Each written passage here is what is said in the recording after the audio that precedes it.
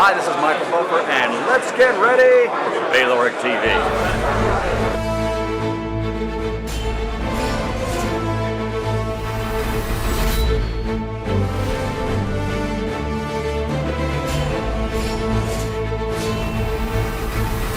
Good morning, good afternoon, good evening. Wherever you are in the world, my name is Ingram Jones, and once again I have world-class trainer Abel Sanchez. Abel, how are you? I'm doing great, Ingram. Nice to be talking to you again. It's nice to be talking to you again. It's nice to see you at the press conference and catch up with you. Well, first and foremost, congratulations on the street fight between Gennady and Kell Brook. Yeah, it was more like a bar fight, wasn't it? Like they were going to shit kind of crazy, but it's a win, and we'll take it, and we'll go from there. Right, I know. Well, you know, Abel, that when we talk, I don't hold back in my thoughts, and you don't hold back in your thoughts. So this should be an interesting interview. Remember, we went back a while back. We talked about the compy box, and Gennady Golovkin's one that doesn't get hit often. He's got a very good defense. Can you explain to me why he was getting hit so often by Kell Brook? Because I think that he had it in his mind that he wanted to give a little more of a show, a little more of a. He didn't feel like Brook was doing anything to him or wasn't going to hurt him, and he wanted to put on not such a clinical, not such a technical, not such a basic fight like he always does. He always controls the fight so much that maybe it became monotonous for him. I can't. I'm not in his head. No, we didn't talk about this. That is just a guess that I would have to surmise because he certainly didn't use the beautiful skills that he has. He wanted to make it a show, wanted to make it a fight so that the fans would enjoy it. And Kell was going to land some because Kell's a good fighter. I appreciate Kell's a good fighter coming up from two weight divisions, and Kell fought a gallant fight. People say, well, you know, if Kell Brook was a middleweight, would Gennady Golovkin have boxed the same way? Yeah, well, if your grandmother had a mustache, she'd be your grandfather. I mean, we can say if, you know? I mean, do you think that, honestly, this man being the intelligent fighter that he is, I'm talking about Golovkin, having 350 amateur fights, having 22 knockouts in a row, having 4 belts, making all the defenses that he has, he'd be dumb enough to go at Mike Tyson like that? Of course not. I mean, he knew what he had in front of him. He knew that after the first round when he hurt Cal, he knew that he could make it that kind of fight and it wasn't going to be a threat. So no, if he fought a middleweight or if he fought a super middleweight, he'd fight Mike Tyson. He wouldn't fight that way. He'd fight like what he has in front of him. Okay, so all right, fair enough. But he got hit with some big shots by Kell Brook. Yes. And the story is that I always constantly hear is Gennady likes to get hit on the chin because, you know, he likes to show, you know, he likes to, you know, get hit. And I for all the Don't believe that.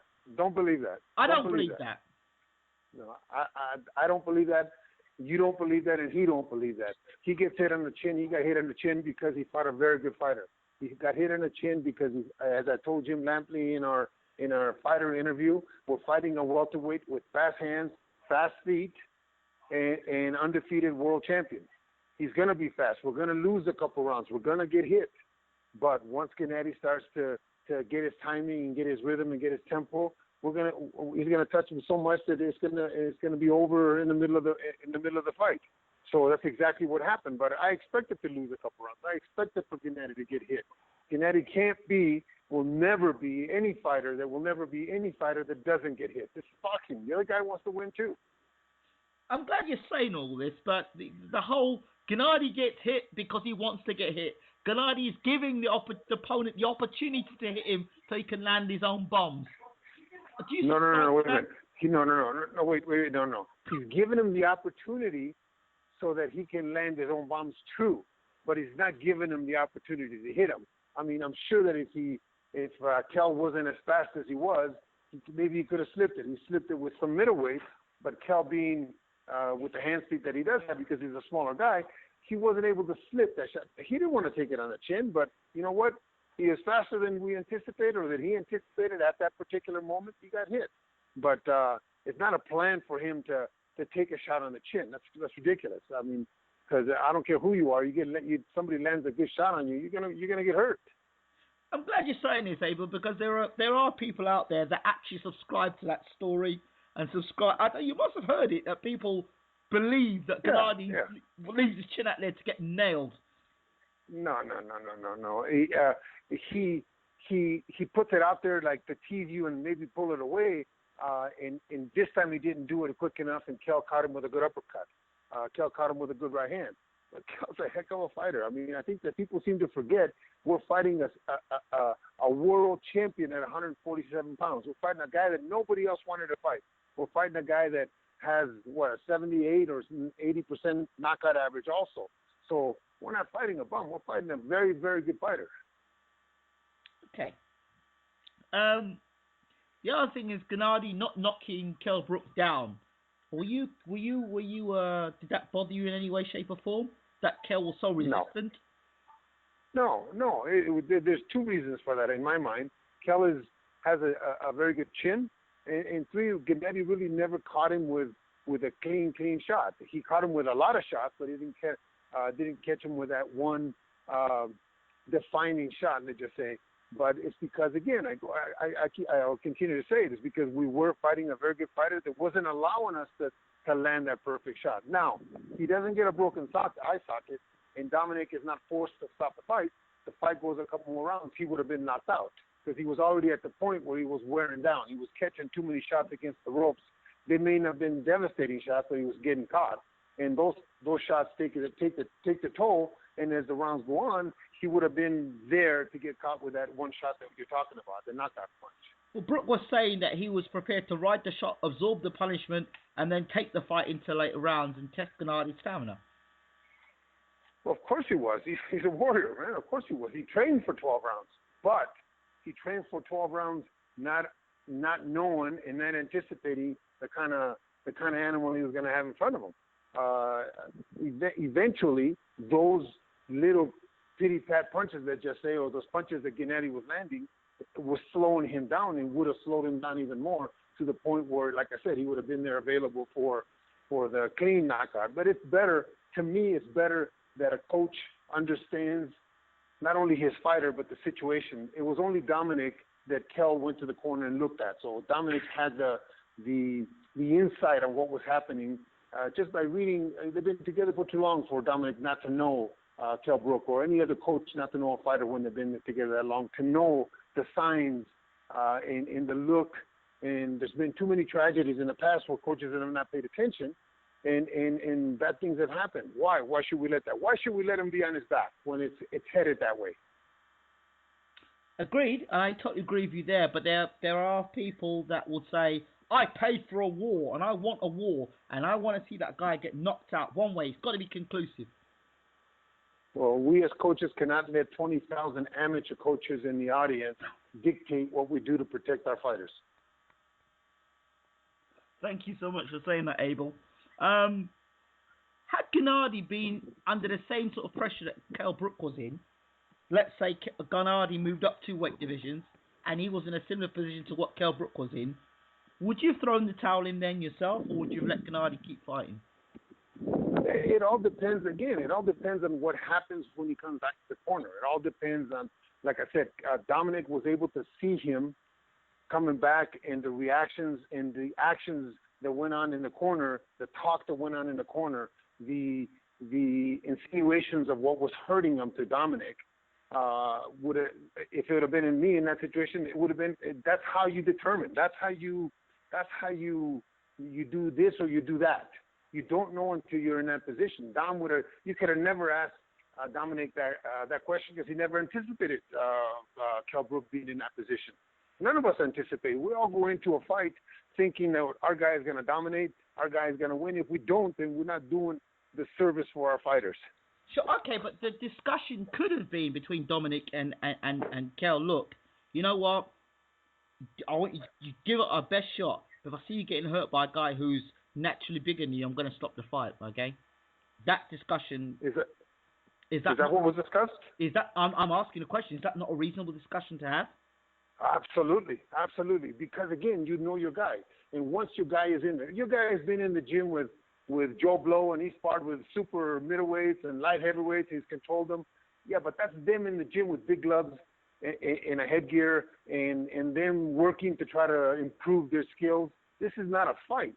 When you're in the fight and you tell your guy that, you understand exactly what's going on in the fight, not in training, in the fight. So now he's getting hit with smaller gloves. He's getting hit by a guy that can, according to the records in the paperwork, can punch. He's getting hit by a guy that's very experienced. He's getting hit by a guy that's never been down. He's getting hit by a guy that had 350 amateur fights. Dominic and Kel have to have that discussion man to man and true to true. It's got to be a discussion that we understand how far we're going to let this go if it starts to go bad. Okay, during the fight, what were the instructions you were giving Gennady to Kell Brook? Well, I'm not going to say frustrated. I'm not going to say I was mad, but I was adamant about him throwing straight punches. He was reaching with his hook. He was trying to set up something, but he was reaching with his hook. I wanted him to throw straight punches at his body, not at his head, at his body. I knew that his face was messed up, so I wanted him, Gennady, to hit him to the body and stop him with body shots. But Gennady was insistent on making it a street fight, so we weren't able to do quite exactly what we had planned or what I had thought we should do. Do you think that Gennady was ruffled by Brook's comments that he needed Gennady to respect? He needed to get Gennady's respect in terms of. He had 350 amateur fights. He's a silver medalist in the Olympics. He beat almost everybody in the Olympics that are relevant super middleweight and middleweight champions of our era. Do you think something like that's going to ruffle him? No. Come on.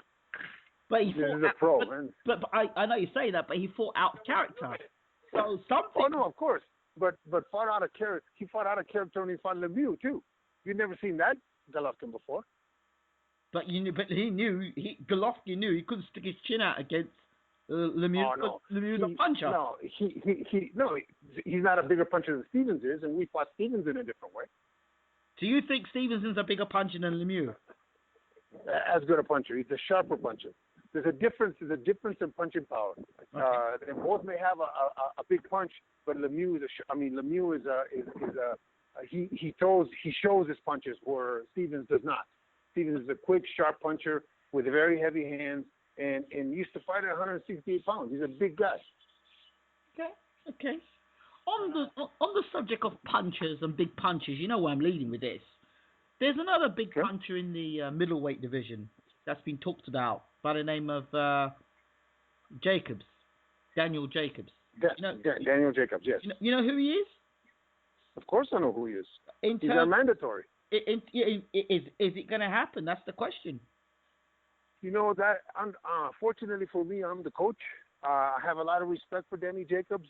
Danny Jacobs, when he won the title a couple years ago, he was the first one to say that he wasn't ready for the elite guys yet. He needed a couple 12-round fights under his belt to be ready. He's never been one to call anybody out. He's never been one.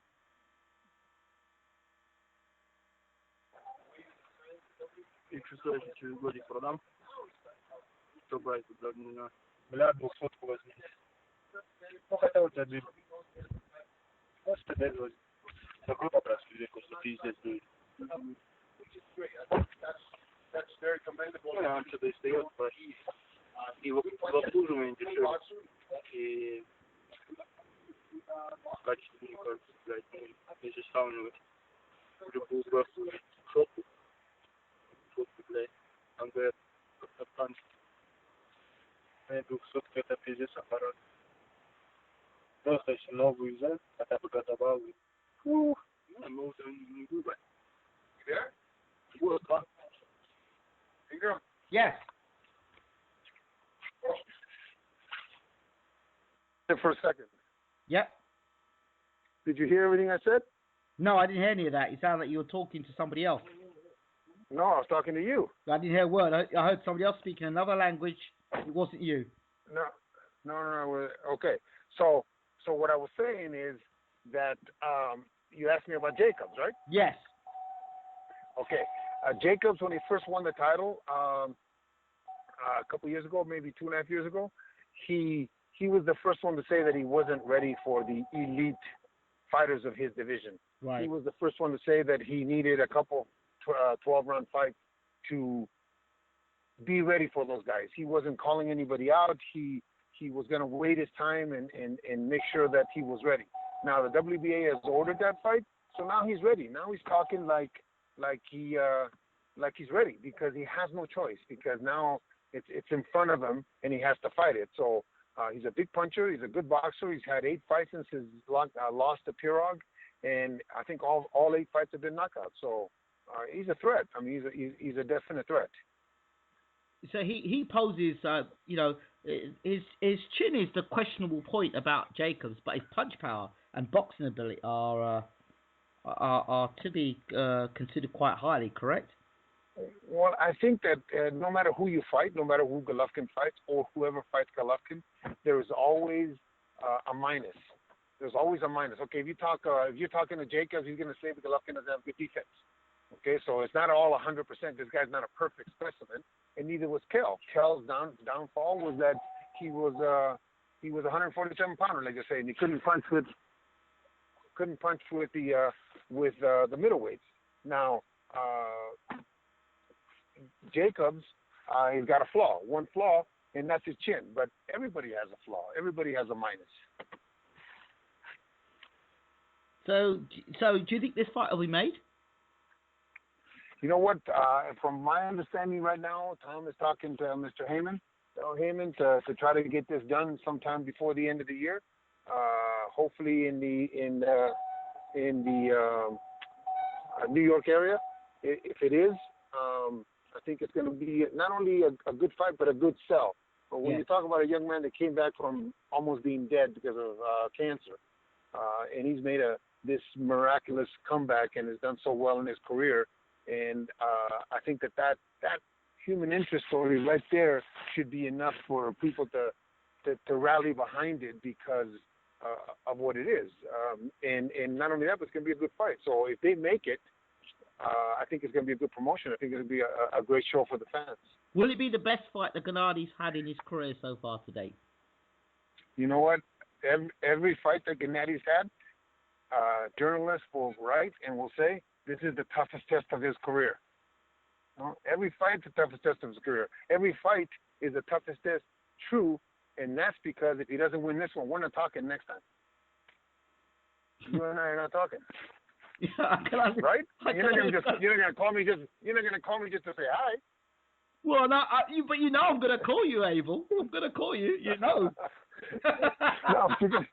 you're gonna call me to talk about the next fight. So we lose this one, there is no next fight. No, I will call you after this fight, regardless, win, lose or draw. I'm gonna call you back, Abel, because I like talking to you. We do well. So the Jacobs fight. Now, another thing I want to talk about, and I'm going to use the words AW because I'm not going to use the man's name. AW. Okay. And people watching the Brook fight with Golovkin said, well, you can see now why they wanted nothing to do with AW. On the basis of what I saw on that Saturday night with Brook, and on the basis of what I know of AW, it would seem that just Triple G and AW is probably not the right match to make back then. You mean to tell me that you don't think he had a terrible time and got hit and got marked up by Barrera? You mean to tell me that he didn't get hit and get marked up by a B fighter in Barrera and a C fighter in Alexander Brandt? He had trouble for 12 rounds against a bum. We had this discussion before, Abel, about a B fighter. If in my estimation, what I remembered wasn't Sullivan Barrera the number one contender at light heavyweight for Cloverland Championship? So you can't be a B level fighter if you're number one contender and you'd beaten what's his name? He beat just before he won the title. And a lot of people saying that he was a knockout artist, and here's a man, Sullivan Barrera, that could possibly beat Andre Ward. I mean, he had 17 fights. Yes. He fought a guy named Karo Murad who hadn't fought in 2 years. Okay. He fought a guy, Karo Murad, who was an old man. He was able to beat him, but before that, there was no fight on his record that you could say make him a number one contender. But you know what? the way the rankings work out, if Carlos Baldomir happened to beat a guy named Jesus Rodriguez or Miguel Rodriguez back in 2005, Yeah. and got ranked number 1 all the way across the board, was able to fight Jeff Judah. Did that? And Carlos Baldomir was 42-7. So does that make him a number 1 contender? Absolutely not. But the way the organizations work is if you beat the number 1 contender, you get the spot. But doesn't mean that he deserves it. He's still Carlos Baldomir, and he's still Sullivan Barrera. Just because he's the number 1 spot doesn't make him a better fighter. It just makes him number 1. You know that this AW GGG thing is going to always be around until to actually meet. Of course. You do know that. And of course. And the possibility of Gennady moving up 2 weight division to face Andre Ward. Is that something that you guys would ever discuss, or is that something that's just off the books? No, I think it's something that once Golovkin gets his 4th title, or if everything gets how can I put it? If all options get taken away or used up, and that's the possibility, there's no reason why Tom and Rock Nation can't discuss. But first, I think Andre has to get past a very difficult fight on the 19th. That's not a gimme. I think Kovalev beats him, but I'm one of some, and there's some that think Andre Ward's going to win, but I think Kovalev is too much fighter for him. Not better boxer, but too much fighter in a way that he's going to take it to Andre and not let Andre do his thing. Okay, fair enough. I can't argue that. In terms of Golovkin, there's one question that I've always wanted to ask, but I keep forgetting to ask you. Because Golovkin fights regularly, 3 times a year, 3-4 times a year, I'm going to ask the question, does Golovkin at 34, 35 struggle at middleweight, and he's fighting consistently, so he has to stay trim and in the middleweight division? Or, because I know no. Go ahead. No. Golovkin turned pro at 26. Right. And right after the Rosado fight, Golovkin, when he got better, Golovkin sat everybody down. We all had a team meeting to discuss not only the fight, but the promotion, everything that went on. And Golovkin made it clear to all of us that he wanted to fight a minimum of 3 times a year, 4 if possible. That's why he's been so consistent. Not because back then he was only Rosado was in 2012 or 13 or something like that? Yeah. 14, maybe that was 4 years ago. So he was 30. So he wasn't as you trying to make it sound like he's an old man. He wasn't old then, but he wanted to make sure that we understood that he wanted to stay busy. And that was the concerted effort to try to make sure that he's fought three times minimum, 4 times a year, if possible. Okay, so the other thing is Golovkin. There are 2 fights now where I've heard question marks or rumors that he's not been well. The fight with him against Willie Monroe, where people suggested he was ill before that fight, and rumors again about this fight where there was possibly food poisoning or he wasn't well. He looked sickly on the weigh-in against Brook. Your thoughts about this? The only fight that he's ever been sick, I'll be candid with you, is the Rosado fight. The Rosado fight, I almost called the fight off. I called Melvina Latham, who was the commissioner back then, on a Thursday afternoon, telling her that I didn't call HBO, but I called Melvina, telling her that Gennady was very sick. Gennady couldn't swallow. Gennady was in terrible shape. How he made the weight, eating as much as we were trying to feed him, all the liquids we were trying to feed him, is beyond me. He's just a pro, I guess. He just didn't want me to call the fight off, didn't want me to call HBO. So the only fight that he's ever been, I'll go back and say it, the only fight he's ever been sick for in any kind of way, not 100%, is the Rosado fight. He was 100% for the Monroe fight. He was 100% for this last fight. Those rumors, I'll tell you what did happen to us. We were about 12 miles away from the venue where the weigh-in was. And, well, first of all, on Wednesday, let me give you a little synopsis of what happened. On Wednesday, the BBC, the British Boxing Board of Control, has a rule that I think 3 or 4 days before the weigh-in, they have to be 5 pounds or less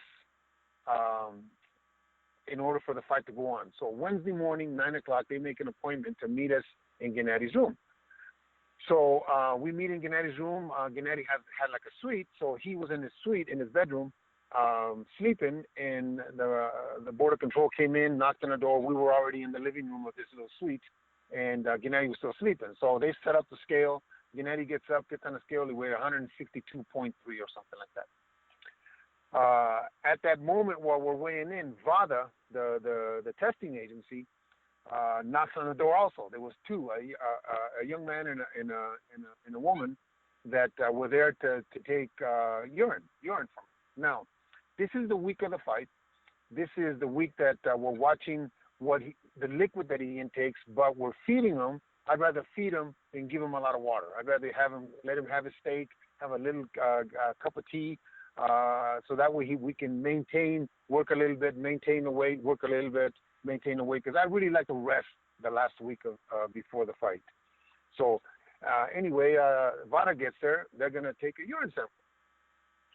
And how VADA works is that when they get to you, when they see you, they're unannounced too. They come at whatever time they want. They just happen to be there at that moment because they knew we were there. So when they see you, they're not going to let you out of their sight until you do what you have to do for them. Okay, they go with you wherever you go. You go to eat, you go to sleep, they're sitting right beside you. They don't want you to do anything that they don't see. Wow.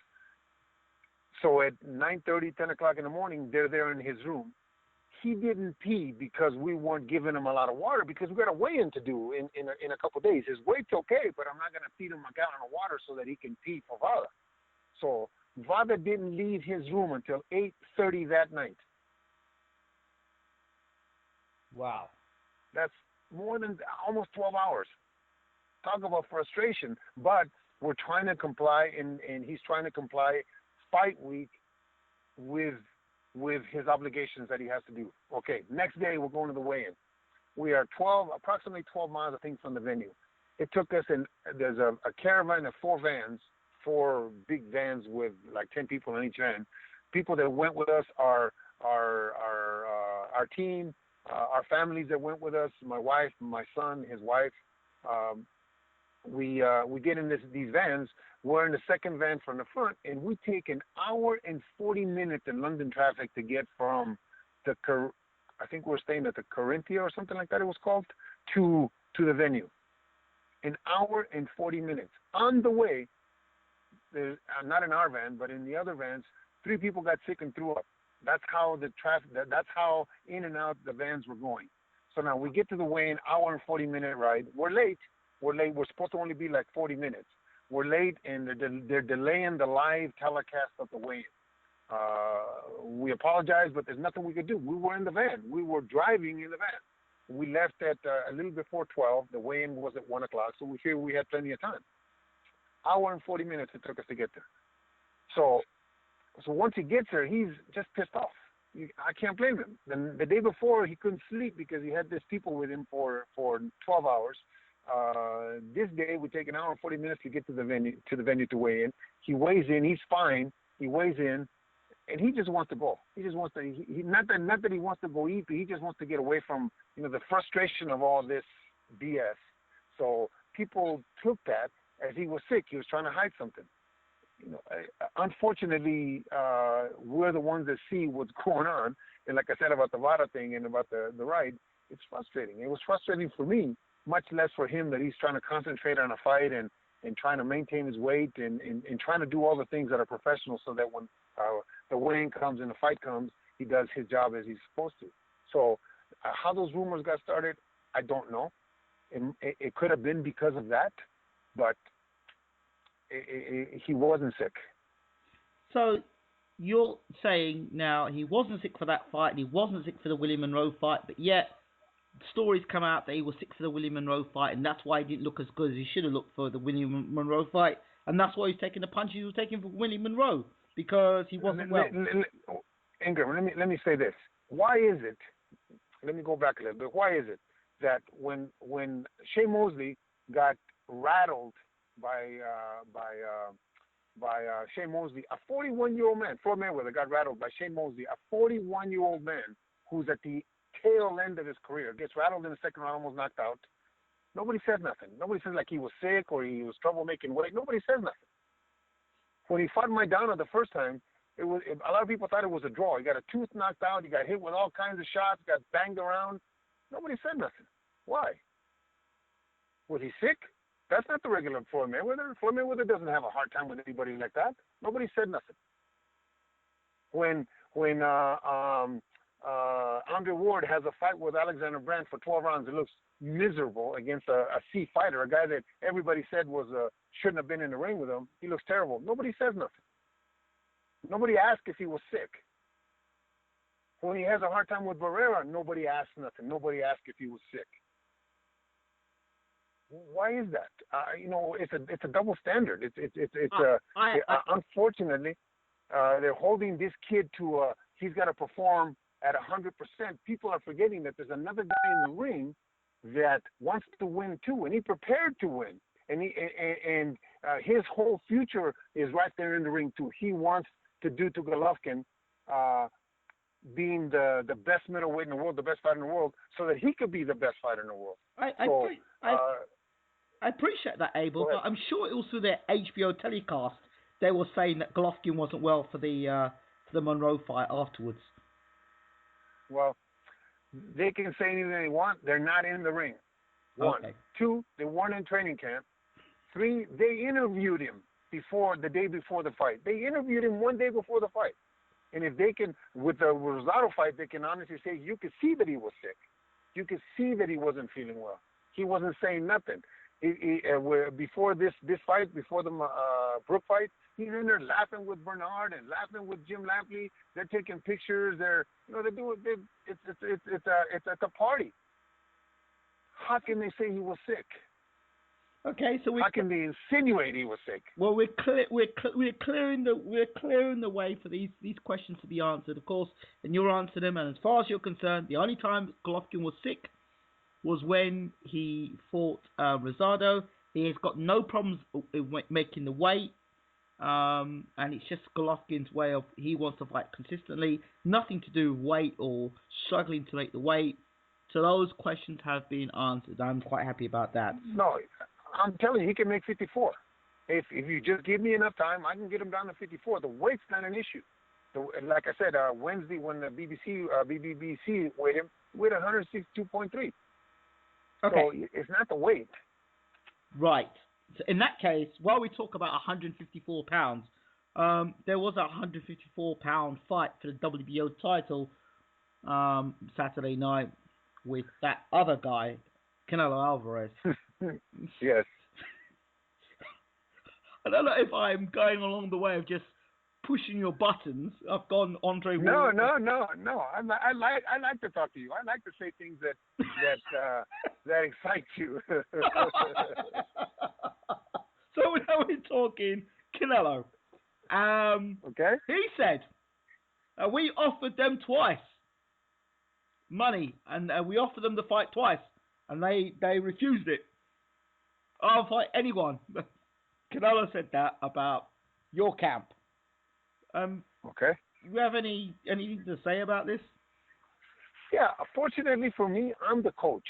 Okay. Okay, and I'm gonna prepare Golovkin to fight, whether it be Canelo, whether it be Jacobs, whether it be Andre Ward in the future, no matter who. We're gonna prepare. When Tom says this is the fight that's next, that's what I'm gonna start preparing Golovkin for. Fortunately for me, I'm not involved in the negotiations, or let's just say the stupidity of negotiations nowadays. Boxing just seems to have become such a business, but I understand it. I guess maybe I'm old-fashioned. When we were coming up, when I was coming up watching fights, everybody fought everybody. Now the suits have to come to terms, and I understand that. I just wait for the day that Tom says, this is who we're fighting, and we're fighting on this date, and boom, we get ready. That they have their negotiations and their squabbles, that's up to them. That's not up to me. Or up to Golovkin. I know Golovkin hears about it because it is that's something that he has an input on, but I'm glad that I can go to sleep at night and not be worried about what is being done or not being done. Here's a theory I have, and let me hear what you think about it.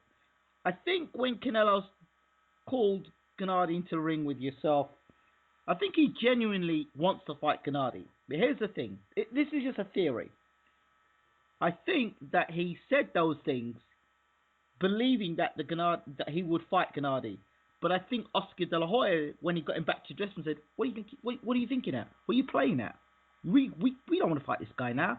We can make you X amount of money fighting these guys, and then we can fight Gennady in 2017 sometime." What about that?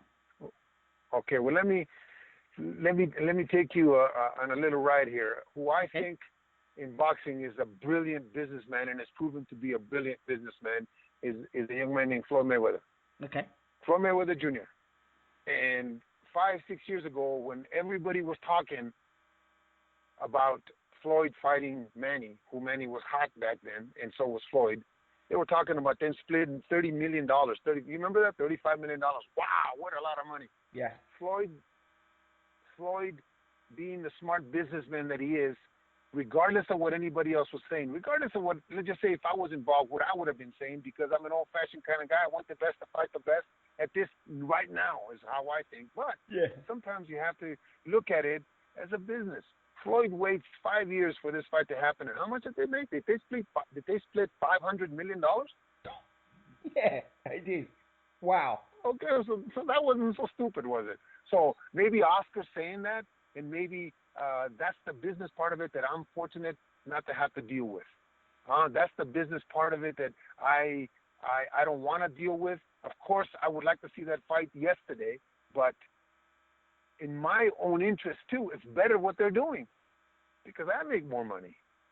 So are you basically admitting that you might be short-sighted in a few areas when it comes to making big, massive money fights, and really being more of a fan in terms of wanting to see? No, I'm not short-sighted. Okay. I'm not short-sighted. What I am is I'm very biased to Golovkin. Well, of course, we know that. Okay, I want Golovkin to have the best as soon as possible. I want Golovkin to reach all his dreams and do all the things that he ever dreamed of, what his parents dreamed of, do all the things that he's ever wanted to do, and I want him to do them today. Of course, that's not the wisest thing. So if you want to say I'm short-sighted, maybe that's true. I don't know. Well, I don't mean short-sighted in terms of vision. I'm talking maybe short-sighted in the fact that, well, you know what, this fight is a big fight, it can be made, and there's no rush in it, where you're saying, no, let's get this fight now. Yeah. So maybe impatience. That's a better word. Maybe I'm impatient. Impatient, better word. That's a better word, yeah. But that impatience, fortunately, that impatience is being quelled by people with either a better business sense and that are not the coaches, that are handling the careers, which is the way that it should be. That's why fighters fight, coaches coach, managers manage, and promoters promote. And Chris Eubank Sr. does Chris Eubank Sr. There you go.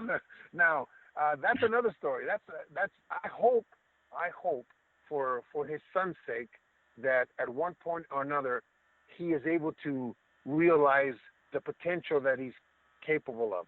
I don't know what that potential is. I don't think we'll ever know until he fights the elite fighters. I think his father thinks that he was put on this earth as Superman, but we all think of that. We're all biased. We all think that our charges are the best in the world and nobody's going to beat them, but there's always somebody out there. Rocky Marciano, has been the only one that's retired undefeated. Valero, too, unfortunately, he died at an early age, but everybody has Joe Calzaghe, there you go. Everybody, there's very few that have, so everybody has their nemesis. Yeah. And if you're not unfortunate enough to find that nemesis in your career, well, then you're going to retire undefeated. But very few have. So if you can, wow, what an accomplishment.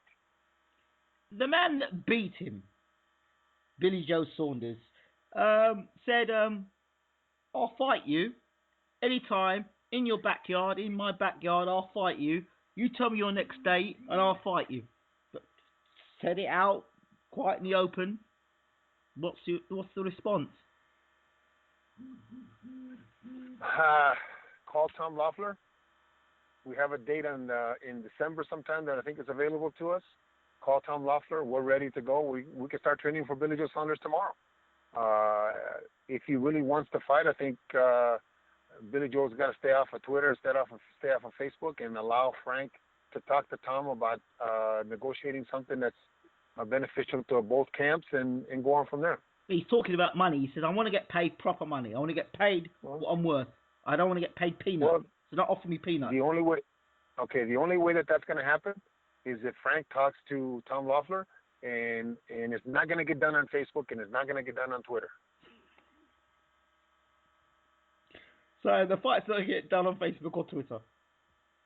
It's not going to get done on social media. It's going to get done if Frank, his promoter, talks to Gennady's promoter, Tom Loeffler, and they come to terms. That's the only way they can.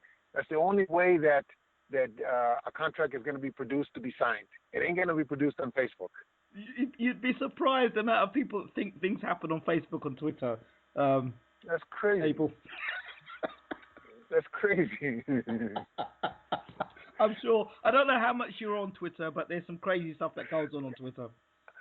You know what? My wife tells me, my son tells me the things that go on. Some of the fighters in the gym tell me about things that go on. You've never seen me post anything on Twitter or Facebook because I think that there's a lot of people, just like I said about 20,000 amateur coaches in the audience trying to dictate what we do for our fighters.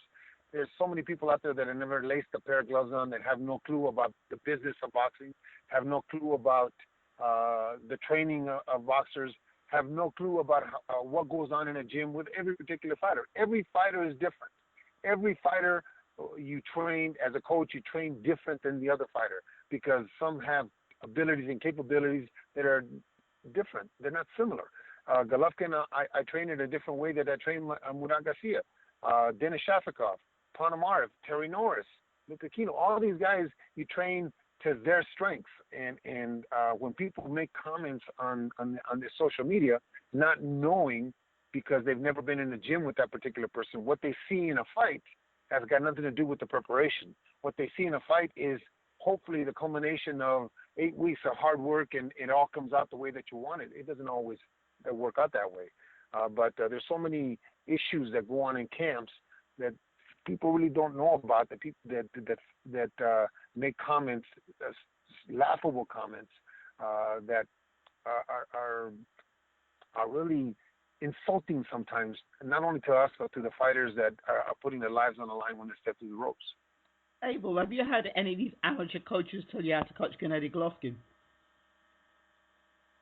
Have I had any? Have you had any of these amateur coaches tell you how to coach Gennady Golovkin? Oh, you wouldn't believe it. I'd love to hear the story. About 3 years ago, my wife is watching this video. I get home from the gym, and she's watching this video that we got in the mail. And it's this video outlining his previous fight. I don't remember what fight it was. And it actually had captions. The action was stopped, and it actually had captions above the action telling me what I needed to have Golovkin do at that particular moment.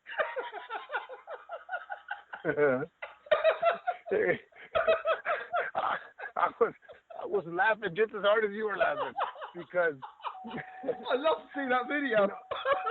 Oh my God! I think I got maybe I got upset and I told my wife to throw that shit away. Pardon the French, but it was just I get phone calls. Unfortunately, my all the pictures in my gym happen to be taken in front.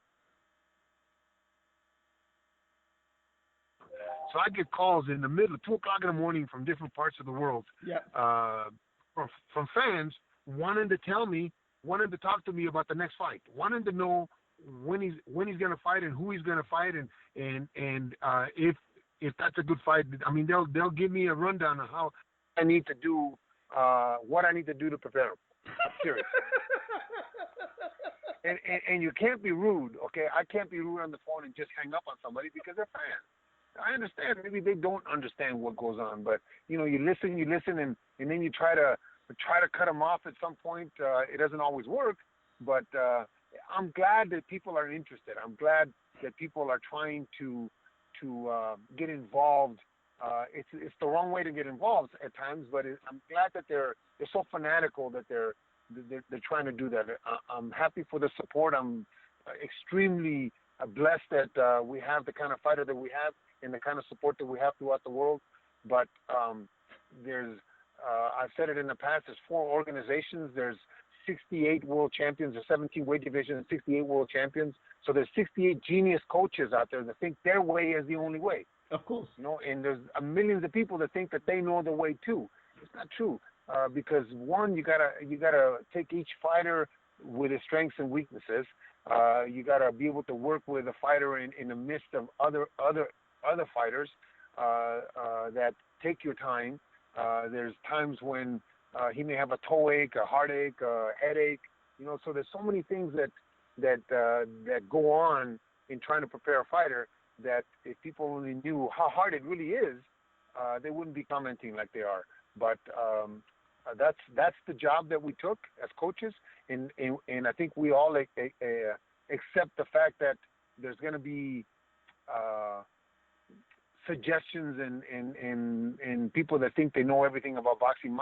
Sometimes my ending quote to somebody that I'm talking to on the phone, I says, what you need to do is go to a little gym, find yourself a 15 or 16-year-old boy that you can develop into the greatest fighter ever, and then work him for 3 or 4 years and do the things that you think you need to do with this particular fighter because you know about coaching, and then you'll find out how hard it really is. I'm fascinated about that video, Abel. I really am. Yes. Oh, it was crazy. It was crazy. Somebody took the time to do that. It's crazy. Somebody actually took the time to make a video and highlight and point, like I said, how they. I'm really a neophyte when it comes to computers and when it comes to videotaping and doing that kind of stuff. But this actually video, like I said, let's say you're watching a movie and it stops at a certain point, and then they had like a caption, like a balloon pointing to a certain spot, saying, okay, he needs to be stepping this way, and then on the bottom and second, he needs to be throwing this. It's like somebody actually took the time to do something that took some time. Yeah. So I commend them for that, but thank you very much. I think that we're doing fine. Thank you for the suggestions, but we're doing fine. Oh, I'm so glad you told me that story. It's really cheered me up. The cruiserweight division. I'm going to close on the cruiserweight division because James Ali Bashir, 45 years in waiting. He finally got his first world champion in Alexander Usyk. A masterful performance. What did you think of his performance against Glowacki? Well, first of all, congratulations to Bashir. He's put in his time. He's been around a lot of great fighters. He's been around a lot of great coaches. He worked very closely with Emmanuel, who is, I'm not going to say one of my mentors, but one of my very close friends who I learned a lot from. Okay. By watching him and watching him in the corner was, when I first watched him in the corner 30 years ago, I said to myself, that's how I want to be in the corner. That's how I want to be able to handle my fighter in the corner. That's who I tried to pattern myself after, because I thought he was so precise and so exacting on what he wanted his fighter to do. Wow. Not that they always do it, because that's we can only suggest, but fighters are going to do what they think they want to do. But anyway, congratulations to Bashir. Second, I didn't really see the whole fight. Usyk was a gold medalist, so he obviously has the pedigree. From what I understand, he boxed him real well. I think that these kind of fighters like Usyk will bring life into this cruiserweight division that everybody has looked at as a way station between the light heavyweight and the heavyweight. I think that these fighters, these cruiserweights, are very, very talented. They can make for some great fights because they're going to be faster than a heavyweight, just like Usyk proved in some of the clips that I saw. Great hand speed, great movement, good combinations. So hopefully it's a start to something. We have a cruiserweight now, Murat Gassiev, that's going to be fighting Lebedev. Yes. If we're successful and we're successful in a manner that Golovkin, because he's kind of I say my next Golovkin out of my gym because he's kind of the same kind of fighter. If he's successful in that manner, now we have the type of fight that is that you can salivate to, because you got a boxer against a puncher eventually when they meet. So those are the kind of Ray Leonard, Roberto Duran kind of fight that the public likes to see. I said to Bashir, has he ever been on the opposite corner of Abel Sanchez? He said no. I said, well, that would be, I would salivate at watching that. Uncle Bashir in one corner and Abel Sanchez in the other corner. The minds of boxing, just with their two fighters. Wait a minute. This next fight for us, Freddie's going to be on the other side. Freddie Roach, yeah. Again with Lebedev. So I mean, there's a lot of great coaches that are. Yeah, of course. I think with Emmanuel, I was 4 wins and 3 losses against him. With Angelo Dundee, I was 5-2. I had 5 wins and 2 losses. So I've done very well against the named coaches. Now I've been very blessed, and now I'm one of those named coaches. Fortunately for me, I've had some decent fighters that have made me a little name. So now I'm one of those guys that other coaches go up against that they want to beat. But having being across from Freddie or being across from Bashir, it doesn't get any better. It doesn't get any better because you get 2 of the best fighters and 2 good boxing minds trying to outdo each other. That's the whole. For us, that's the holy grail. How do you see this fight going with your guy? And Lebedev? Yes. You know, it's our first big fight, and a lot of times when it's your first big fight, there's butterflies, there's apprehension. So I think my guy has got the skills. I think my guy has got the punching power. I think my guy will have the training behind him and the sparring behind him to be prepared for the fight. How he handles the situation will determine how we do in the fight. Lebedev has been there many, many times. Lebedev has made many, many defenses. Lebedev has seen all the styles that you can possibly see in the cruiserweight division. He has seen punches like Gassiev, so it all depends on how Gassiev handles the situation. And if the fight's in Moscow in front of Lebedev fans, even though Gassiev is Russian also, Ossetian Russia, he will have probably the majority of the crowd against him because it'll be probably in Moscow where Lebedev has fought many, many times. Okay. And just a final word on Tony Bellew's defense against BJ Flores. Well, I think that Tony Bellew has been busier than BJ, and BJ unfortunately has had so many other obligations, speaking obligations. I think that he really truly likes. He hasn't been as busy, so he hasn't really had a consistent rhythm to his career.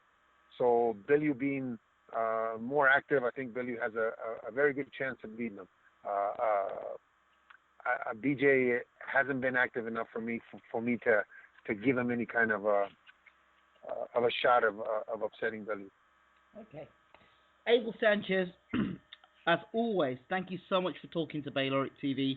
We appreciate you and love the insight that you give us. It's always a pleasure. Yeah, it was a lot of fun. It was a lot of fun. Thank you. Thank you so much, Abel. Take care. All right, have a great day. Don't forget to hit that subscribe button. It's Ingrid Jones from Bayloric TV. We're out. Take care.